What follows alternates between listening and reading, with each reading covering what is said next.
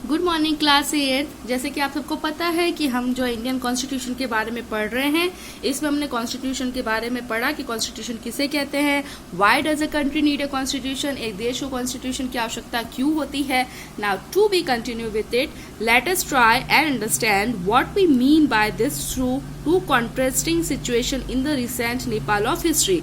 अब हमें यह समझने की कोशिश करनी चाहिए और ये समझना चाहिए कि जो है दो जो अंतर सिचुएशन में होता है जो रिसेंट हिस्ट्री ऑफ नेपाल की है, अ कंट्री दैट बॉर्डर्स, जैसे कि नेपाल की क्या सिचुएशन रही, क्या जो है दो सिचुएशन ऐसी रही थी, वो हम लोग आगे पढ़ेंगे कि ऐसी क्या सिचुएशन नेपाल में रही।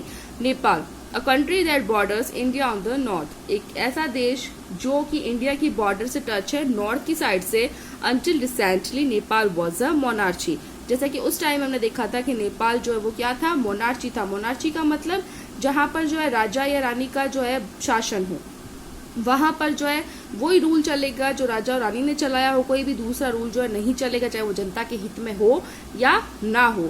The previous constitution of Nepal which had been adopted in 1990, जो प्रीवियस कॉन्स्टिट्यूशन था नेपाल का वो अडॉप्ट किया गया था 1990 में, reflected the fact that the final authority rested with the king.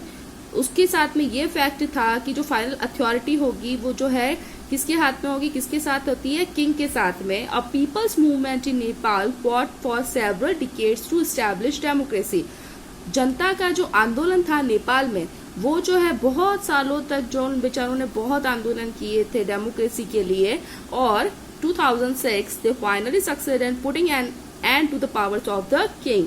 और 2006 में फाइनली उन बेचारों ने जो है उनको सक्सेस हासिल हो गई थी और किंग की पावर्स का एंड हो गया था। The people had to write a new constitution to establish Nepal as a democracy, लोगों ने जो एक नया कॉन्स्टिट्यूशन एस्टैब्लिश किया था नेपाल के लिए एज अ डेमोक्रेसी के लिए। डेमोक्रेसी पावर्स क्या, जहां पर जनता का शासन होता है। The reason that they did not want to continue with the previous constitution is, इसका कारण क्या था कि वो जो है प्रीवियस कॉन्स्टिट्यूशन को वापस रिटर्न नहीं करना चाहते थे, नहीं चाहते थे कि प्रीवियस कॉन्स्टिट्यूशन वापस आए। क्यों नहीं चाहते थे, क्योंकि प्रीवियस कॉन्स्टिट्यूशन में जो है पावर्स फिर भी जो है राजा के हाथ में रहती थी ना, is because it did not reflect the ideals of the country that they want. इसमें जो है वो उस तरह के जो आदेश या उद्देश्य नहीं लिखे हुए होते हैं जो वो कंट्री चाहती थी Nepal to be, and they have fought for, और जिसके लिए वो लड़े थे, किसके लिए लड़े थे, डेमोक्रेसी के लिए। Nepal, by moving from a monarchy to a democratic government, needs to change all its constitutive rules in order to usher in a new society. Nepal जो था वो मोनार्ची से डेमोक्रेटिक गवर्नमेंट के रूप में जो है मूविंग हो गया था, उसको नीड्स टू चेंज, उसको जरूरत थी चेंज करने के लिए सभी कॉन्स्टिट्यूटिव रूल्स की, जो कि एक जो है न्यू सोसाइटी को ऑर्डर करे। That is why the people of Nepal adopted a new constitution for the country in 2015। इसीलिए जो नेपाल के जो लोग हैं उन्होंने नया कॉन्स्टिट्यूशन जो अडॉप्ट किया था, कब, 2015 में। The caption alongside elaborates Nepal struggle for democracy, तो जो एक टाइटल उन्होंने इस तरह से रख दिया था, नेपाल स्ट्रगल फॉर डेमोक्रेसी, और इसी के साथ उन्होंने क्या किया, उसकी जो है कुछ बातें विस्तार पूर्वक लिखी।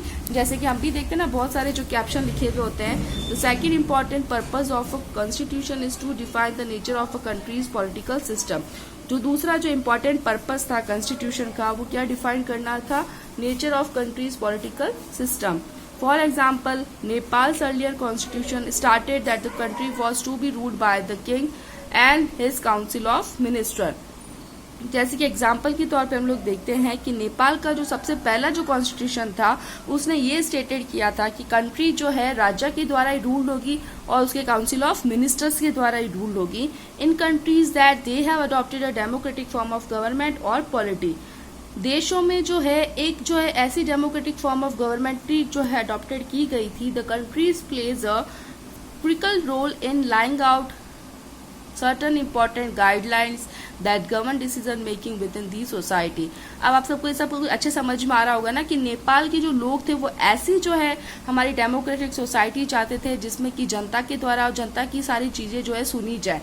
तो उनको जो है पुराना अपना जो कॉन्स्टिट्यूशन जो था उनका पहले से जो चल रहा था उनको वो कॉन्स्टिट्यूशन नहीं चाहिए था, क्योंकि उस कॉन्स्टिट्यूशन में जो है उनकी भलाई के लिए कोई भी जो चीज नहीं लिखी हुई थी। इसलिए जो उनका पर्पस किया था कि जो कंट्री की जो नेचर है, जो पॉलिटिकल सिस्टम है, उनको चेंज करना था। ओके, आपको समझ में आ गया। In a democracy we choose our leader so that they can exercise power responsibility on our behave. जैसा कि हम सबको पता है कि डेमोक्रेसी में हम लोग लीडर्स चूज करते हैं, किस लिए चूज करते हैं, उनकी रेस्पॉन्सिबिलिटी क्या होती है कि हमारे भलाई के लिए काम करना। However there is always the possibility that these leaders might misuse their authority and the constitution usually provides safeguards against this। इसीलिए जो है यहाँ पर ये पॉसिबिलिटी होती है कि लीडर्स जो है वो अपनी अथॉरिटी मिसयूज कर सकते हैं and the constitution usually provide safeguards against this. और जो कॉन्स्टिट्यूशन होता है वो उनको सेफगार्ड्स उनके अकॉर्डिंग जो उनके अगेंस्ट जो है कर सकता है। जैसे कि हम लोग देखते हैं ना कि हम 5 ईयर्स के लिए गवर्नमेंट चूज करते हैं, अगर हमको जो गवर्नमेंट के वर्क पसंद नहीं आते हैं तो जो हम लोग ये कहते हैं कि भाई ये गवर्नमेंट जो है वापस नहीं आनी चाहिए, तो अगेन 5 ईयर्स की जब वोटिंग होती है तब जो है गवर्नमेंट हम लोग जो है वापस बदल सकते हैं। In democratic society, the constitution often lays down rules that guard against that misuse of authority by our political leaders। Democracy society में होता है जो कॉन्स्टिट्यूशन हमारा जो संविधान होता है उसमें रूल्स लिखे हुए होते हैं कि जो है पॉलिटिकल लीडर्स जो है वो किसी के साथ मिसयूज नहीं कर सकते हैं। In the case of the Indian constitution about which you will read more later in this chapter, many of these laws are contained in the section of fundamental rights। तो हमने इस केस में देखा कि इंडियन कॉन्स्टिट्यूशन जो होता है, हमने इस चैप्टर में देखा है कि इसमें बहुत सारे लॉज होते हैं और सेक्शन होते हैं और फंडामेंटल राइट्स होते हैं। फंडामेंटल राइट्स यानी कि हमारे जितने भी राइट्स हैं ना, right to equality, right to freedom, ये सारे हमारे कॉन्स्टिट्यूशन में हमारी भलाई के लिए ही होते हैं। The Indian constitution guarantees the right to equality to all person. जो हमारा भारतीय संविधान है वो ये गारंटी देता है कि भारत के जो सभी लोग हैं और says no citizen can be discriminated, और वो ये कहता है कि कोई भी नागरिक जो है वो उनका भेदभाव नहीं किया जाएगा, चाहे वो किसी भी जाति का हो, किसी भी वंश का हो, किसी भी धर्म का हो, किसी भी जेंडर का हो और जो उसने कहीं पर भी जन्म लिया हो। The right to equality is one of the fundamental rights guaranteed by the Indian Constitution। Right to equality जो है ये ऐसा फंडामेंटल राइट्स है जो कि इंडियन कॉन्स्टिट्यूशन का सबसे प्रमुख राइट माना जाता है। राइट टू इक्वलिटी जो हमारे यहाँ पर सभी समान है। ओके, आप सबको बहुत अच्छे समझ में आया होगा ना। Tomorrow we read another important function. Okay, till then thank you.